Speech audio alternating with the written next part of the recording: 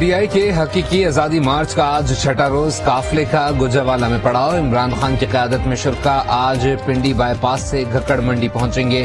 حقیقی آزادی مارچ میں شامل ہونے کے لیے دیگر شہروں سے بھی قافلے روانہ ہو گئے۔ سندھ کے بعد بنوں سے بھی کارکنوں نے تیاریاں شروع کر دی۔ قافلہ 4 نومبر کو نکلے گا۔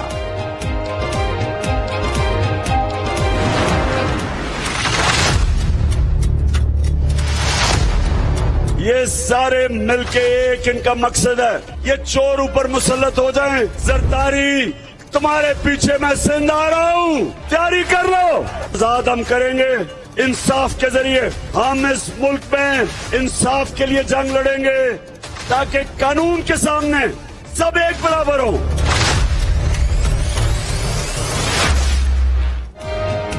سارے ڈاکو PTI کے خلاف سازش کر رہے ہیں۔ بڑے چوروں کو NRO مل جاتا ہے اور چھوٹا چور جیل میں سڑتا ہے۔ عمران خان کا مارچ کے شرکا سے خطاب۔ نواز شریف کو ان کے حلقے میں الیکشن ہرانے کا چیلنج، کہا انسانوں کا سمندر اسلام آباد آ رہا ہے، اسلام آباد پہنچیں گے تو پولیس بھی ہمارے ساتھ شامل ہو جائے گی۔ آصف زرداری کو بھی للکار، کہا آصف زرداری تیاری کر لو، مارچ سے نمٹ کر سندھ آ رہا ہوں۔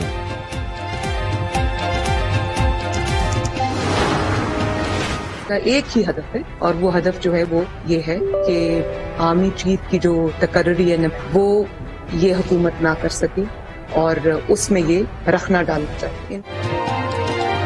جس دن نواز شریف میدان میں آئے آپ بے نقاب ہو جائیں گے، مریم نواز کا PTI چیئرمین کو جواب، کہا جس کے نام پر ووٹ پڑتا ہے وہ میدان میں ہے ہی نہیں۔ عمران خان پر آرمی چیف کی تقرر میں رکاوٹ ڈالنے کا الزام، لانگ مارچ کو شارٹ مارچ قرار دے دیا، کہا لانگ مارچ کیس عدالت میں ہے، سب سے بڑی ذمہ داری عدالت پر عائد ہوتی ہے۔ گوجرانوالہ کے شہریوں کو اپنی گھڑیوں کی حفاظت کا مشورہ بھی دے ڈالا۔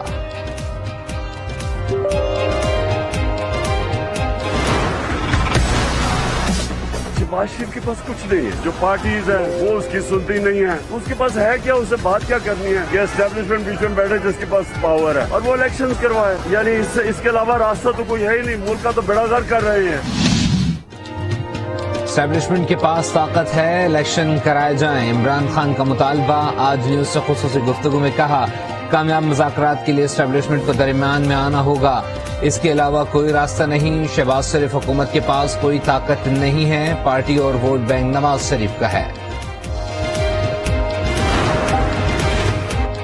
وفاقی وزیر داخلہ رانا ثنا نے PTI لانگ مارچ کو ہر قیمت پر اسلام آباد میں داخلے سے روکنے کا اعلان، کہا کہ اطلاعات ہیں کہ یہ اسلام آباد اور گردنواں میں بندوقیں اور بندے جمع کریں گے۔ وزیر اعظم کو سفارش کر دی ہے کہ فورس کو بھی اسلحہ دینے کی اجازت دیں۔ پے در پہ پریس کانفرنسز اور کھلی ہوئی سانسیں حقیقی آزادی مارچ کی کامیابی کا پیش خیمہ ہے۔ فواد چودھری کا رد عمل، سوال کیا اگر مارچ ناکام ہے تو کام پہ کیوں ٹانگ رہی ہیں، کہا مارچ دیکھ کر نواز شریف کے پلیٹلیٹ سے پھر گر گئے ہیں۔ شاہ محمود قریشی کہتے ہیں حکومت نے حقیقی آزادی مارچ کو منفی رنگ دینے کی کوشش کی، نون لیگ کو سمجھ لینا چاہیے اب GT روڈ بدل چکا ہے۔ وزیر اعظم شہباز شریف 2 روزہ سرکاری دورے پر چین میں موجود، بیجنگ ایئرپورٹ پر پرتپاک استقبال۔ وزیر اعظم چینی صدر اور وزیر اعظم سمیت اعلیٰ قیادت سے ملاقات کریں گے، مفاہمت کی متعدد یادداشتوں اور معاہدوں پر دستخط ہونے کا امکان۔ FIA نے عمران خان کو طلبی کے 2 نوٹس جاری کر دیے، سائفر پر سوال جواب کے لیے 3 نومبر کو اسلام آباد پیش ہونے کی ہدایت، ممنوع فنڈنگ کیس کی تحقیقات کے لیے 7 نومبر کو لاہور کے دفتر میں بلا لیا۔ FIA نے اسد عمر کو آج دن 12 بجے طلب کر لیا۔ PTI نے آرمی چیف کی تقرری پر سیاست کا الزام پروپیگنڈا قرار دے کر مسترد کر دیا۔ پرویز خٹک کا کہنا ہے کہ جو بھی اس عہدے پر آئے گا وہ بہترین ہوگا، واضح کر دیا فوج بطور ادارہ اپنے فیصلے خود کرتی ہے، سیاسی جماعتیں اور سیاستدان اپنے معاملات خود طے کرتے ہیں۔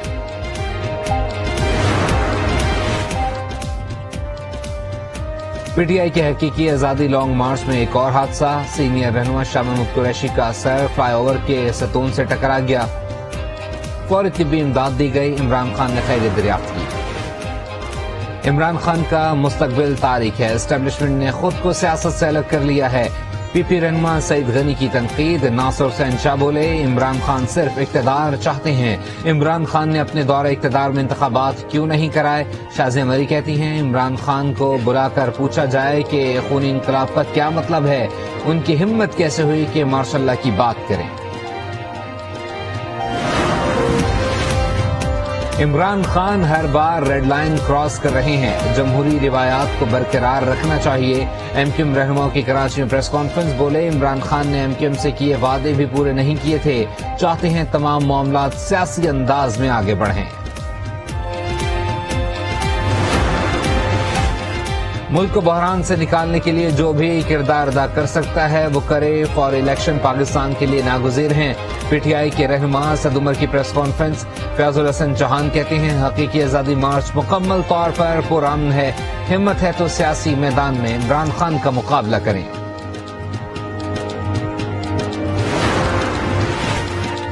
دھونس، گالی اور دھمکی سے الیکشن کی تاریخ نہیں ملے گی، عمران خان کا مقصد الیکشن تھا تو مارچ سے الیکشن کا اعلان کر دیتے۔ وزیر اطلاعات مریم اورنگزیب کی پریس کانفرنس، کہا عمران خان چاہتے ہیں ملک میں ایمرجنسی لگ جائے، ان کا مقصد انتشار اور تقسیم پیدا کرنا ہے۔ آرمی چیف کا army air defence command headquarter کا دورہ، آرمی ایئر ڈیفنس کے افسران و جوانوں کی قربانیوں کو خراج عقیدت، ادارے کی تربیتی معیار کو سراہا، فرانس کے سفیر سے ملاقات میں باہمی دلچسپی، دفاع اور سیکورٹی تعاون پر تبادلہ خیال کیا گیا۔ وفاقی حکومت نے تحریک انصاف کے سینئر رہنما شہباز گل کے بیرون ملک سفر پر پابندی لگا دی، اسلام آباد انتظامیہ کی سفارش پر کابینہ نے شہباز گل کا نام ای سی ایل پر ڈالنے کی منظوری دی۔ کراچی میں بلدیاتی انتخابات ہوں گے یا نہیں، الیکشن کمیشن کا اجلاس آج طلب، کراچی کے بلدیاتی انتخابات پر مشاورت ہوگی۔ حکومت سندھ نے 3 ماہ التوا کے لیے ایک اور خط لکھ دیا، کہا سیکیورٹی فراہم کرنے میں مشکلات کا سامنا ہے۔ وزیر اعلیٰ پنجاب پرویز الہی کی زیر صدارت اجلاس، جن اسپتال لاہور اور نشتر اسپتال ملتان میں سائبر نائف ٹیکنالوجی متعارف کرانے کی منظوری، وزیر اعلیٰ پنجاب نے ہیلتھ کارڈ پروگرام میں سائبر نائف ٹیکنالوجی کو شامل کرنے کی بھی منظوری دی۔ کراچی میں ہجوم کے تشدد سے 2 افراد کی ہلاکت کا معاملہ، آئی جی پولیس غلام نئی میمن نے سندھ ہائی کورٹ میں رپورٹ پیش کر دی، کہتے ہیں 15 نامزد ملزمان کو گرفتار کر لیا، 4 کی شناخت پریڈ ہو چکی ہے۔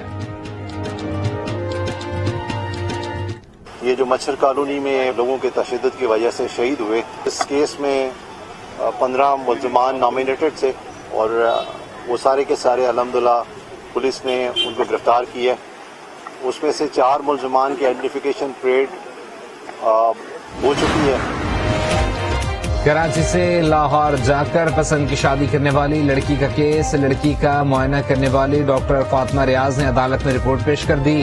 ڈاکٹر فاطمہ ریاض نے عدالت کو بتایا کہ مجھے شیلا رضا کی جانب سے قتل کی دھمکیاں مل رہی ہیں، مجھے ذہنی طور پر بیمار کرنے کے لیے ادویات دی گئیں۔ ایکچولی مجھے کانسٹنٹ ڈیتھ تھریٹس آ رہے تھے فرام میڈم شیلا رضا، تو اس کی وجہ سے، اور انہوں نے مجھے جو ہے وہ جب میں ان کی اسیسمنٹ کرنے گئی تھی دعا زہرا کی، تو مجھے انہوں نے جو ہے وہ کچھ پلایا گیا چائے میں گھول کے، جس کی وجہ سے as I am an approved psychiatrist FCPS، تو مجھے شک پڑا کہ میرے چینجز ہو رہے ہیں بیہیویئر میں کیسی عجیب باتیں کر رہی ہوں، عجیب سے میسیجز کر رہی ہوں۔ اکتوبر میں مہنگائی کی شرح میں 4.7% کا ریکارڈ اضافہ، مہنگائی کی سالانہ شرح 26.6% تک پہنچ گئی۔ ادارہ شماریات کے مطابق گزشتہ ماہ پیاز، ٹماٹر، پھل اور سبزیاں 9.5% تک مہنگی ہوئیں۔ چائے، آٹا، خشک میوجات، مرغی کا گوشت بھی مہنگا ہوا۔ اکتوبر میں دال، مسور، ماش، کوکنگ آئل اور گھی کی قیمتیں میں کمی آئی ہے۔ ایل پی جی کی قیمت میں 2 روپے فی کلو اضافہ، اوگرا نے نوٹیفیکیشن جاری کر دیا، ایل پی جی کی نئی قیمت 204 روپے فی کلو ہو گئی۔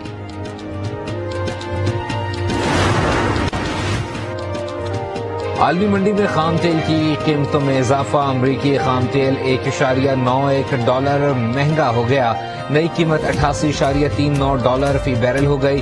برطانوی تیل کی قیمت میں $1.88 فی بیرل اضافہ، نئی قیمت $94.7 مقرر۔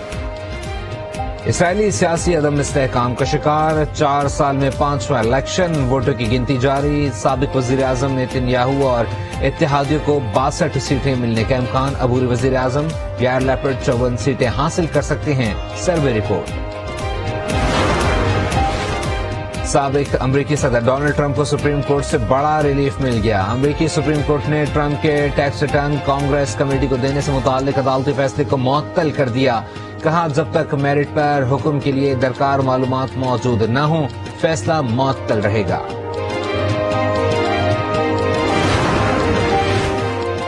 یوکرین خیرسن میں ڈرٹی بم استعمال کر سکتا ہے، روسی حکام کا دعویٰ، روس نے شہریوں کو انخلا کا حکم دے دیا۔ دوسری جانب یوکرینی صدر زیلنسکی کہتے ہیں کہ خرسن سے شہریوں کا جبری انخلا جنگی جرم ہے۔ یونان کے ساحل پر افسوسناک حادثہ، تارکین وطن کی ایک اور کشتی ڈوب گئی، درجنوں لاپتہ، 10 مسافروں کو نکال لیا گیا۔ حکام کے مطابق ترکی سے آنے والی کشتی میں 68 تارکین وطن سوار تھے۔ ناروے میں ہیلی کاپٹر گر کر تباہ ہو گیا، حادثے میں 2 افراد ہلاک، 1 شخص زخمی۔